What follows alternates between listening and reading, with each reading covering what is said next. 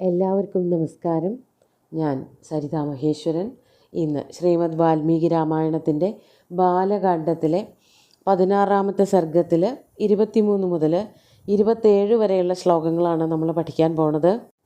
കഴിഞ്ഞ ദിവസം പറഞ്ഞു നിർത്തിയതിൻ്റെ തുടർച്ചയായിട്ടുള്ള ഭാഗങ്ങൾ, ആ അഗ്നിയിൽ നിന്നും പൊന്തി വന്നതായ ദിവ്യപുരുഷൻ ദശരഥൻ്റെ കയ്യിൽ പായസം കൊടുത്തു എന്നും അത് കിട്ടിയിട്ട് അദ്ദേഹത്തിന് വളരെയധികം സന്തോഷമായി തുടങ്ങിയിട്ടുള്ള ഭാഗങ്ങളൊക്കെയാണ് കഴിഞ്ഞ ദിവസം പറഞ്ഞത്. ആ പായസവുമായിട്ട് അന്തഃപുരത്തിലേക്ക് പോകുന്ന ഭാഗങ്ങളാണ് ഇന്ന് നമ്മൾ പഠിക്കാൻ പോണ ശ്ലോകങ്ങളിൽ വർണ്ണിച്ചിരിക്കുന്നത്. നമുക്കാദ്യം 23-ാമത്തെ ശ്ലോകം നോക്കാം. തതോ ദശരഥഃ പ്രാപ്യ പായസം ദേവനിർമ്മിതം ബഭൂവ പരമപ്രീതഃ പ്രാപ്യ വിത്തമിവാധന. തതഃ അതിനുശേഷം, അതായത് ഈ ദിവ്യപുരുഷൻ, അഗ്നിയിൽ നിന്നും പൊന്തി വന്നതായ ദിവ്യപുരുഷൻ ദശരഥന് കൊടുത്തപ്പോൾ ആ പായസം 2 കൈകളും നീട്ടി സ്വീകരിച്ചു. ആ സമയത്ത് ദശരഥൻ വളരെയധികം സന്തോഷവാനായി. ദശരഥ പ്രാപ്യ പായസം ദേവനിർമ്മിതം. ദേവനിർമ്മിതമാണെന്ന് കഴിഞ്ഞ ദിവസമൊക്കെ പറഞ്ഞിരുന്നു. ദേവന്മാരായിട്ട് ഇതിനൊരു പരിഹാരം ഉണ്ടാക്കി കൊടുക്കാൻ വേണ്ടിയിട്ട് തന്നെ നിർമ്മിച്ചതായ ആ ദിവ്യമായിട്ടുള്ള പായസം സ്വീകരിച്ചിട്ട് പരമപ്രീത ബഭൂവ. പരമപ്രീത എന്ന് പറഞ്ഞാൽ വളരെയധികം സന്തുഷ്ടനായി തീർന്നു. എന്നിട്ട് അവിടെ ഒരു പ്രയോഗം, ഒരു ഉപമാലങ്കാരം അല്ലെങ്കിൽ ഒരു അലങ്കാര പ്രയോഗം നടത്തുകയാണ്. ഏതുപോലെ? പ്രാപ്യ വിത്തം ഇവ അധന. അധന വിത്തം പ്രാപ്യ ഇവ പരമപ്രീത ബഭൂവ. അധനനായിട്ടുള്ള ഒരാൾ, ഒട്ടും ധനമില്ലാതെ ദരിദ്രനായിരുന്ന ഒരാൾ ധനം കിട്ടിയാൽ, വിത്തം കിട്ടിയാൽ എങ്ങനെയായിരിക്കുമോ ആ ആളുടെ സന്തോഷം, അതുപോലെയായി തീർന്നു ദശരഥൻ. ദശരഥന് പുത്രന്മാരില്ല എന്നുള്ളത് വളരെയധികം ദുഃഖമുണ്ടാക്കിയിരുന്ന ഒരു കാര്യമാണ്.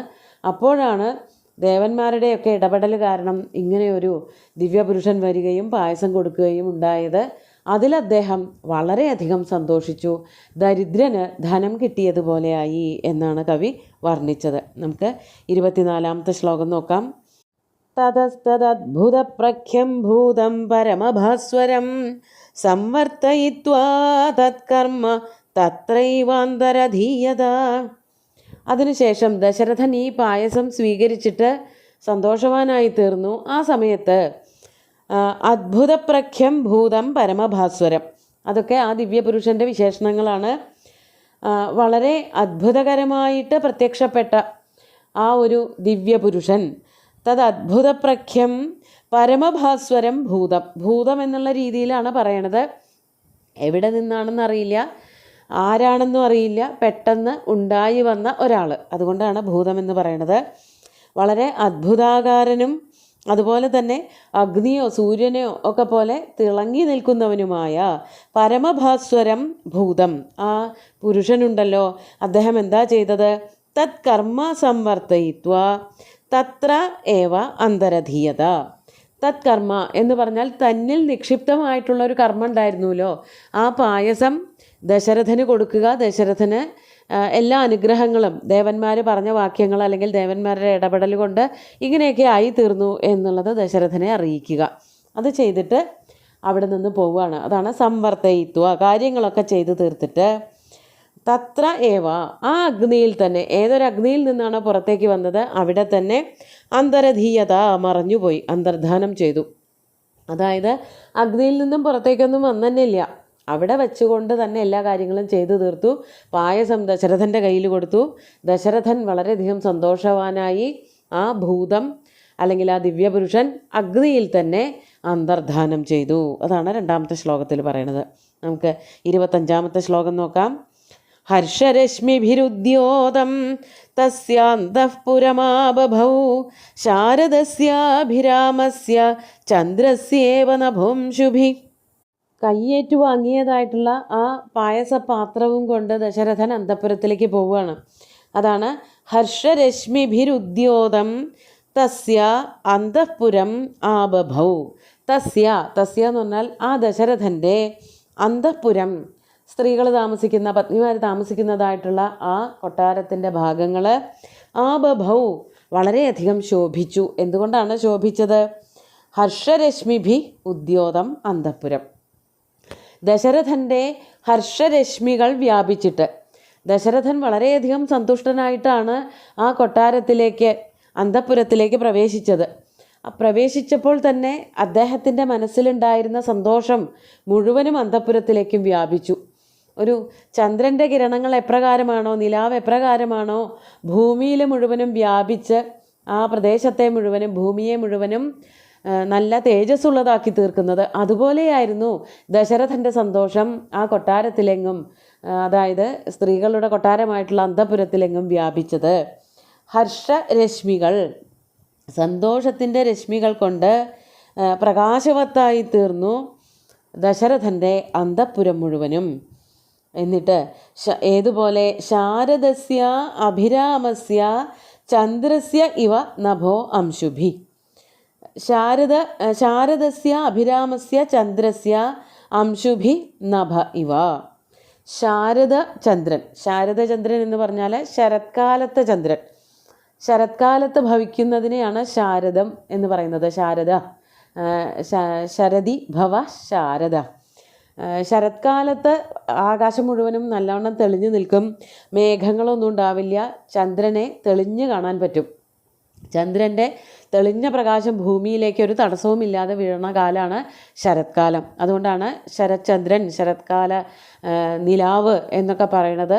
അതിൻ്റെ ഒരു സൗന്ദര്യം ആ തെളിച്ചം കൊണ്ടാണ്.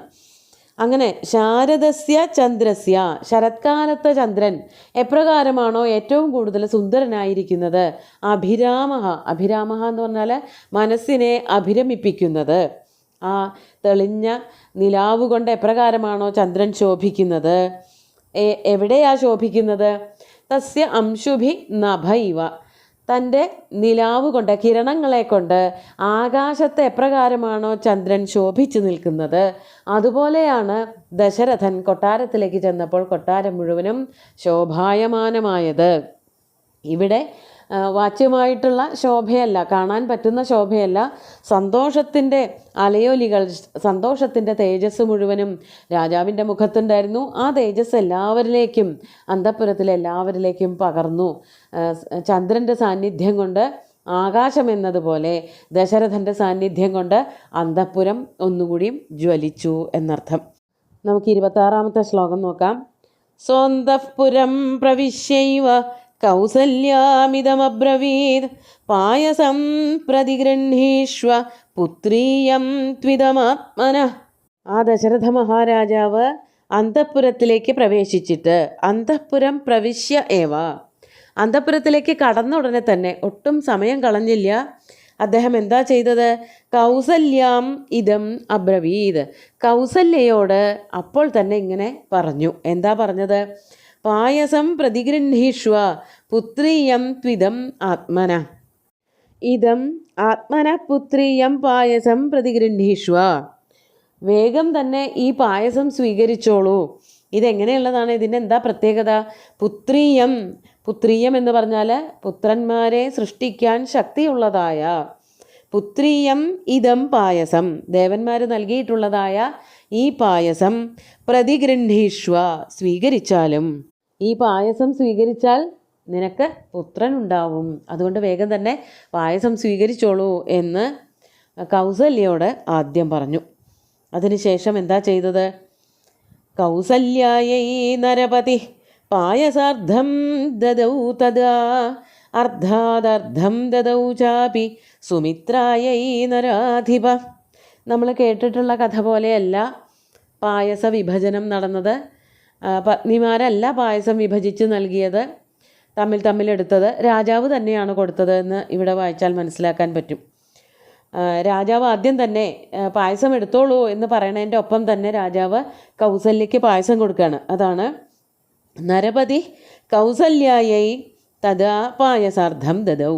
തൻ്റെ കയ്യിൽ കിട്ടിയതായ പായസത്തിൻ്റെ പകുതി ഭാഗം രാജാവ് കൗസല്യയ്ക്ക് നൽകി. അതാണ് കൗസല്യായൈ നരപതി പായസാർദ്ധം ദദൗ എന്ന് പറഞ്ഞത്. പായസത്തിൻ്റെ പകുതി കൗസല്യയ്ക്ക് കൊടുത്തു. അപ്പോൾ പിന്നെ പകുതിയാണല്ലോ ഉള്ളത്. ആ പകുതി പിന്നെ എന്താണ് ചെയ്തത് എന്ന് പറയാണ്. അർദ്ധാദർദ്ധം ദദൗ ചാപി സുമിത്രായൈ നരാധിപ. ആ പകുതി ഉണ്ടായിരുന്നതിലെ പകുതി, നമ്മൾ കേട്ടിരിക്കുന്ന കഥ പകുതി കൗസല്യയ്ക്കും കൊടുത്തു, പകുതി കൈകേയിക്കും കൊടുത്തു എന്നാണ്. പിന്നെ അവരവരുടെ കയ്യിലുള്ളതായ പകുതി എടുത്തിട്ട് സുമിത്രയ്ക്ക് കൊടുത്തു എന്നുള്ള കഥയാണ് പ്രസിദ്ധമായിട്ടുള്ള കഥ. അതല്ല സംഭവിച്ചത് എന്നുള്ളത് വാൽമീകി രാമായണത്തിൽ ഇങ്ങനെയാണ് പറയണത്.